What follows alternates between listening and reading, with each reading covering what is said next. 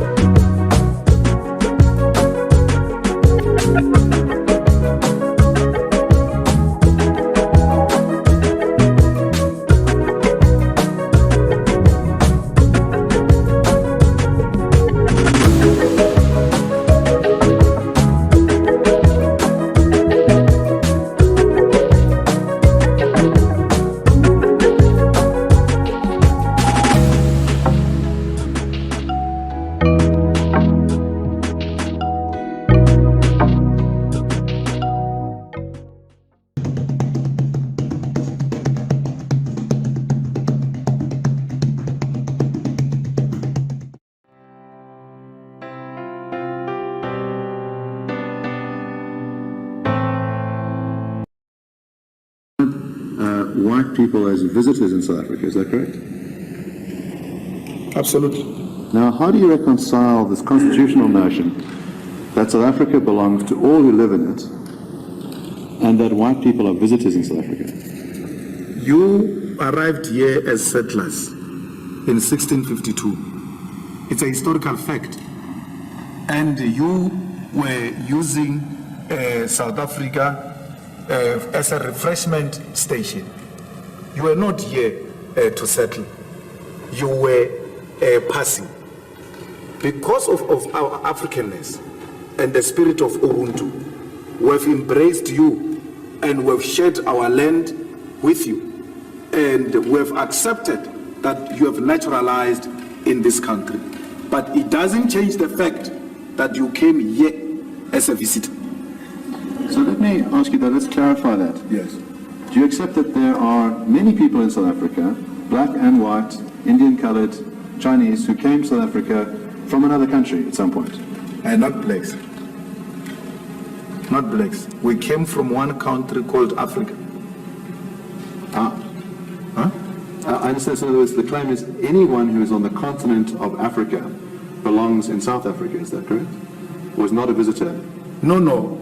South Africa is Africa. We are one country called Africa. This South Africa you are talking about was imposed on us. So we didn't come from anywhere. Speak for yourself. We didn't come from anywhere. There's no African who came from anywhere. We came from here. 80% of the land in South Africa is still in the hands of the whites. And they want to be compensated. They took it for free, but they want to be compensated. They had no passports and visas when they came, but they want to be compensated. They are saying the same thing in Zimbabwe. They want to be compensated. They want to be compensated in Namibia. They want to be compensated. That is the Africa that we are gathered here today to talk about. That Africa is a troubled Africa.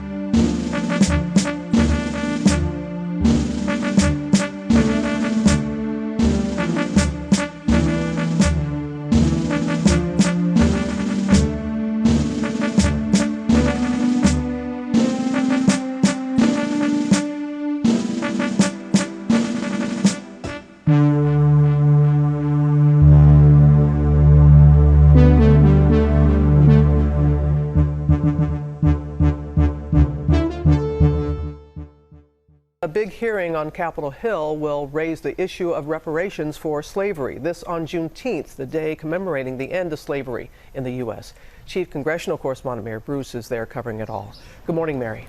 Good morning, Robin. Well, as the nation commemorates the end of slavery, the Hill today will be examining this question of reparations. Actor Danny Glover and author Ta-Nehisi Coates will be here to testify on the issue and the lasting impacts of slavery. Reparations are an issue that have come up recently on the Democratic campaign trail. But here on the Hill, the Senate Republican leader Mitch McConnell made clear yesterday that he does not think reparations are a good idea. And he raised some eyebrows with this explanation referencing President Obama. Take a listen. We've tried to deal with our original sin of slavery by fighting a civil war, by passing landmark civil rights legislation. We've elected an African-American president. Mitch McConnell went on to reference the fact that no one currently alive was responsible for slavery, and he said it would be hard to determine who exactly to pay reparations to. Robin. His statement raised a lot of eyebrows, to say the least.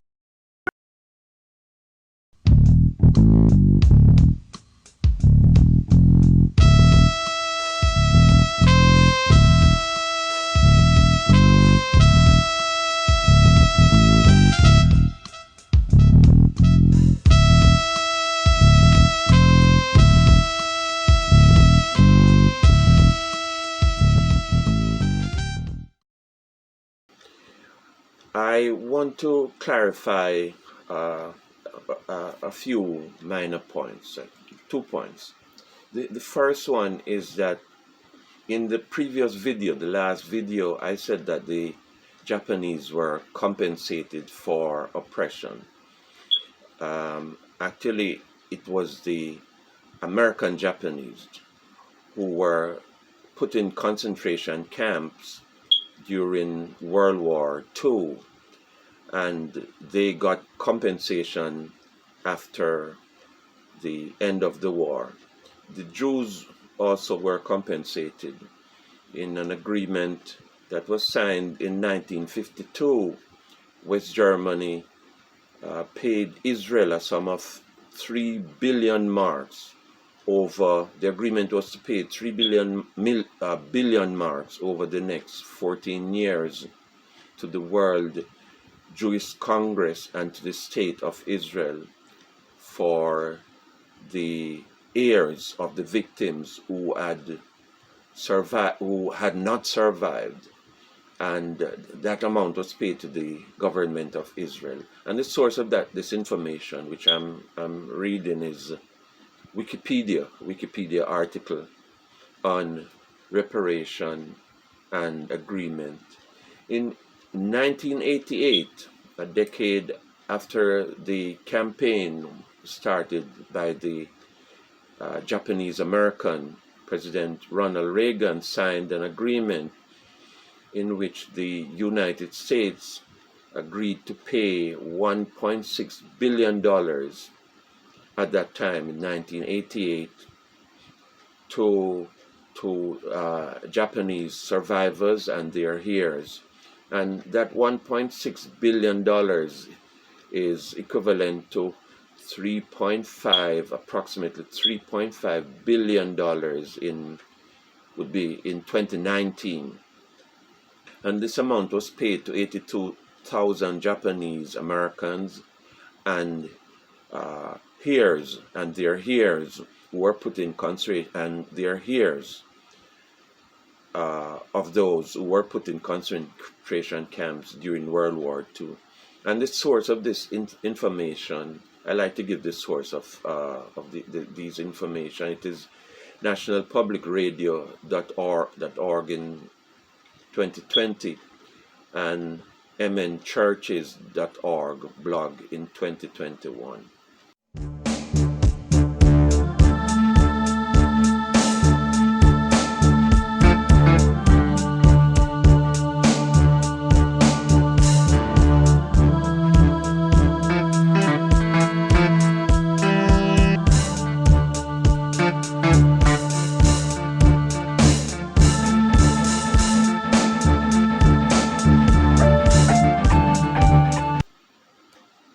The second point I want to make is that so far I've been using only music from my son's CD that I published, and I have permission, of course I publish it, so I have permission to use that music without any copyright problems.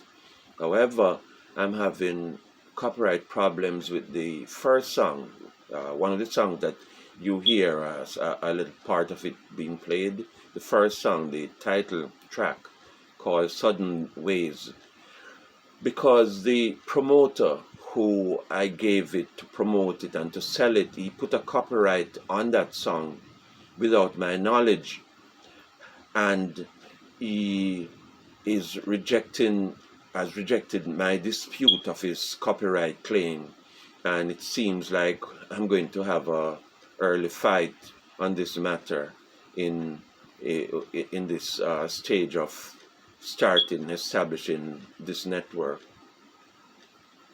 I would like to use other music that some of them are even more appropriate than what I'm using from my son, and also for the purposes of variety mainly. We want this channel to be varied. Variety is the spice of life.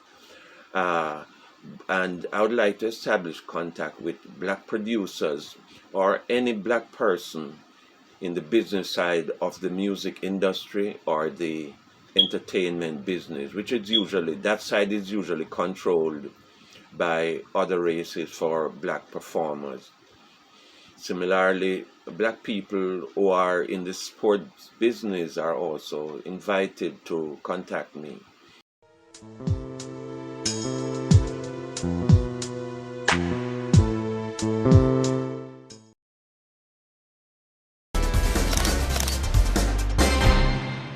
Hello and welcome to Eyewitness Report on Channels Television. This week, it's a dream come true for 25-year-old Jerry Malo, who unveils his made-in-Nigeria's car. Also, some residents of Lekki Peninsula are faced with the twin trouble of security and environmental threats.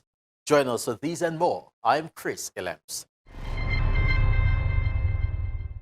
In August this year, we followed up on the story of Jerry Malo, a 25-year-old agro-machinery fabricator who promised to build a 100% made-in-Nigeria's car. Well, he has finally done it with the unveiling of the Benny Puri in Abuja. Join us.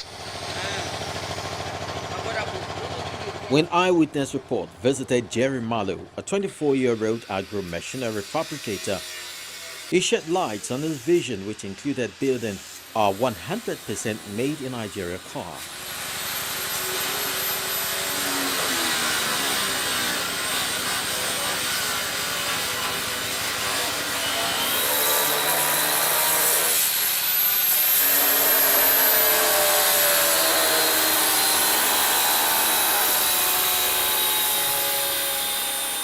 We've started already. I would say I've started, apart from the first prototype I made some years ago. We have over 15 cars we've designed, and amongst them we picked one and we made the first model of it, the life size now, like real size that people will enter. It looks like a Lamborghini, a Ferrari kind of look. And hopefully, and for the movie acting too, we've started doing some short movie videos, and in these videos we want to showcase that car. And in that, of course, in the video, the car is going to be faster than all the rest, you know. Just something like that. So we've done one, actually. We've done one, and I'm sure that Nigerians will be amazed, will be amazed when they see it. I'm sure some people will find it difficult to believe that it was made here in Nigeria. But then, few words, we've not started yet. Nigerians will see amazing things come out from us. It's an assurance we have for the world at large, not just Nigeria or Africa, I would say. After then, the car was still being fitted together.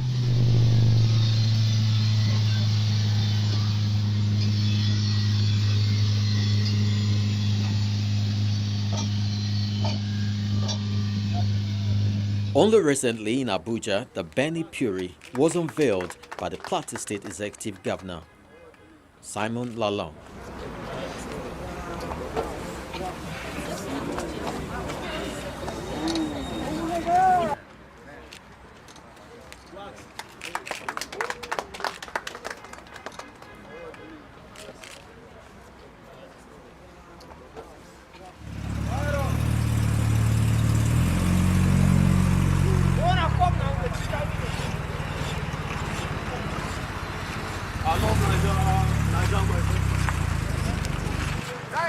With the unveiling done, Jerry Malo speaks on how he feels and the future of his plans. We'll need a lot of support to make this dream a reality in terms of investment. We'll need to build a proper working environment. We'll need to have state-of-the-art machineries and equipment that will enable us get the standards we want to attain. Not easy, but we see ourselves ready for the challenge coming our way. We see ourselves not giving up and building and growing to be giants of auto manufacturers in Africa. I think in history, there's almost no company that manufactures everything by itself. So we'll definitely we'll be collaborating with some companies that will aid us, that will aid in providing some services or making some of the parts for us. But our aim is to manufacture over 60% of the parts here in Nigeria.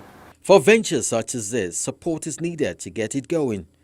And Jerry, no doubt, would need a lot of it. We'll need a lot of support to make this dream a reality in terms of investment. We'll need to build a proper working environment. At the moment, we are limited to the number of machines we can make, in that we do virtually everything manually. We only have angle grinders and welding machines. which limits the number of machines we could make. If we have bigger and better working machineries, we'll be able to make machines faster, and which will consume less time, and will save a lot of production cost. We are also faced with the challenge of workspace. At the moment, we don't have a good workspace. We just do our fabrications and our works behind the office, just on an open land, and we are exposed to the sunshine and to rainfall. If it starts raining, we are forced to stop. We can only continue production when the rain stops. So that's a very big challenge to us. If we have a good workspace and an enabling environment, it will allow us grow fast, and which will therefore create more job opportunities for the youth. The Jerry Malo story is a fresh breath from the myriads of unpleasant stories coming out of the country. The least we could do is support him and ensure this doesn't end as a media jamboree.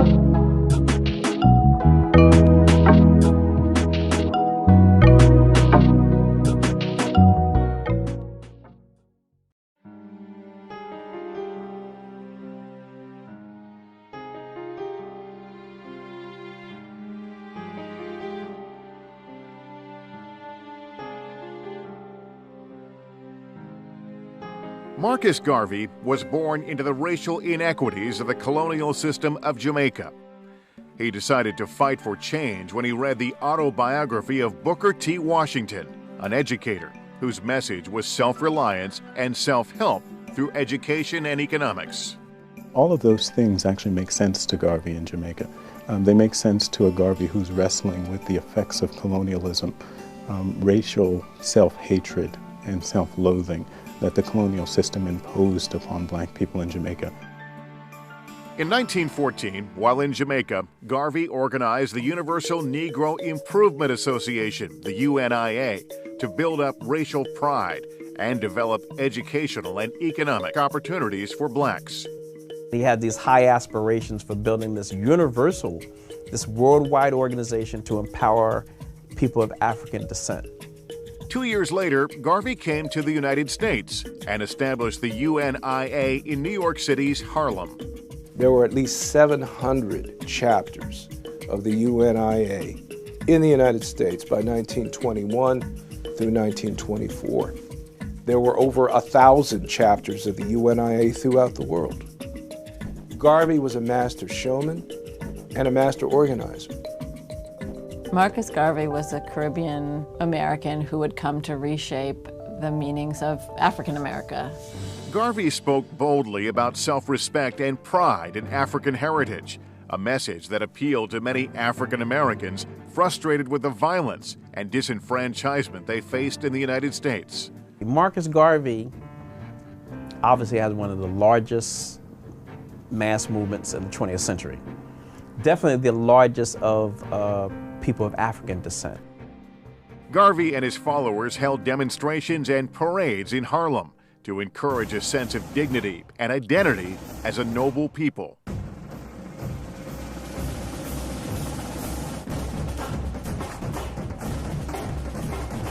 Garvey would have these huge parades and he would dress up, and part of that pomp and circumstance was saying, we are a people and we are a coherent people, and then to be a coherent people means that we have rights and we can create a nation. Shunning integration, Garvey preached a separate African community, complete with black businesses and institutions. Garvey encouraged the development of black entrepreneurship through the Negro Factories Corporation, which was modeled after Booker T. Washington's National Negro Business League.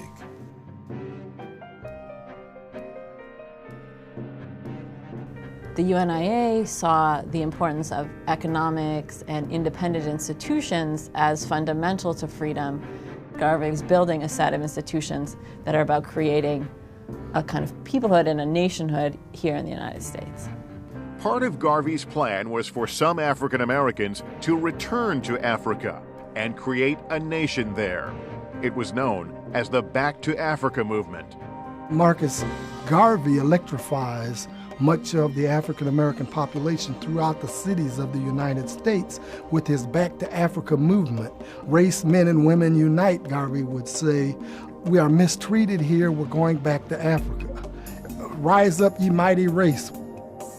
Garvey started a steamship line called the Black Star Line for trade with Africa and the Caribbean, and as transportation for people returning to Africa.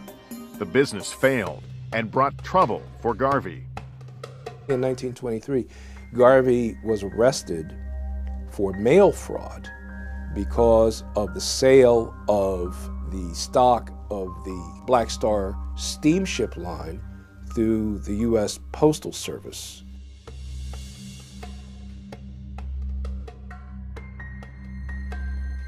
Garvey personally was not involved in any kind of corruption or theft, but unfortunately he was not a good judge of business character.